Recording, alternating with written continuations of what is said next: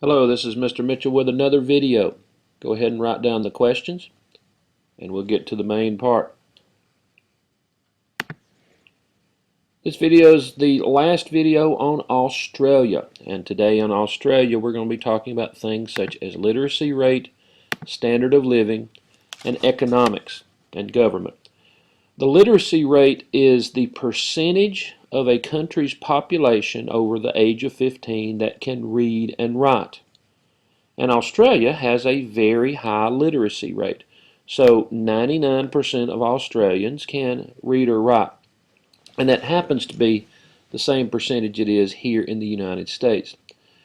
So having a high literacy rate is important to the success of the people in the country. And I'm sure you can be happy and not know how to read and write, but here's some things you can get from reading or writing. Your children are likely to be able to read and write if you can. And if you can read or write, you often take a higher paying job. So those who cannot read or write have lower paying jobs on the whole. And that means that the countries with high literacy rates are generally wealthier countries. They can compete in the world economy. And people who can read just get better jobs, earn more money, and they can afford to buy better things. They can afford better housing. They can afford better food. They can afford better health care and clothing for their families. So that kind of ties in with the standard of living. Something else Australia has a high rate of. The standard of living measures how well off people are in a country. I guess kind of the average richness of a country, to put it simply. Housing, food, health care, educational opportunities, income, they're all part of the formula that makes up standard of living. The literacy rate usually is tied to the standard of living in a country.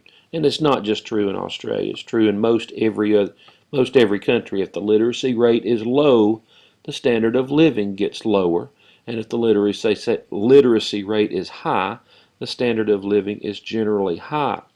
And those are some terms that apply throughout the world. And there's formulas for the standard of living. Of course, Australia would have a high literacy rate, and it happens to be one of the highest in the world, along with one of the highest standards of living in the world. Now, of course, there's still poverty, just like the United States. There's still poverty in the United States, even though the literacy rate is high and the standard of living is good.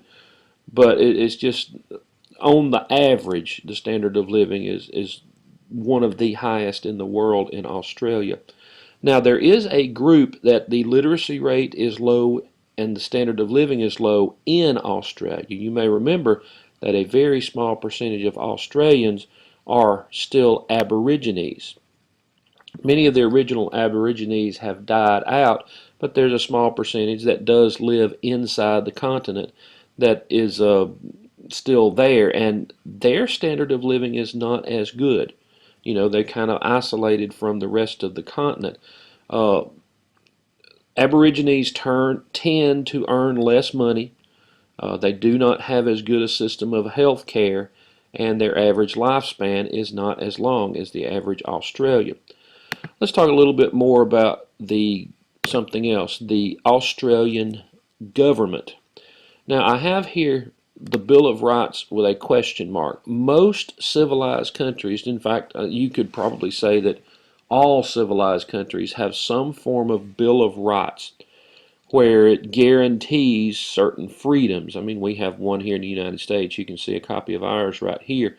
But Australia, oddly enough, is kind of the only democratic country around that does not have a Bill of Rights. But I mean, it just doesn't seem to be, from an outsider, doesn't seem to be much of a concern.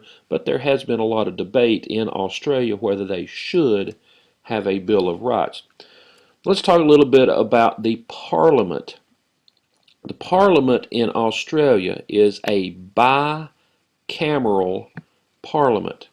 Now, you need to know what bicameral is. Bicameral means that you have two houses. And the United States is also a bicameral parliament. Almost every state in the United States has bicameral legislative, which of course in our case means it has a House of Representatives and it has a Senate, and both of these make laws. Has to be passed by both of these to become a law. So that's exactly what you have in Australia. Same thing. There's a House of Representatives and there is a Senate. And just to kind of let you know the details about that, the House of Representatives is called the lower house. The Senate is called the upper house or House of Review.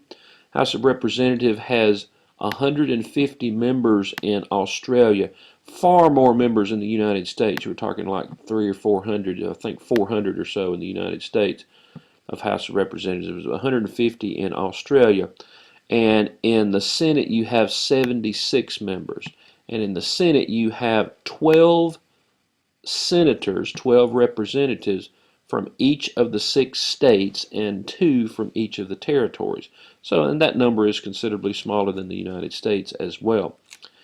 You may remember that Australia is just like Canada in that it has a constitutional monarchy. The person who is the ceremonial head of state is the Queen.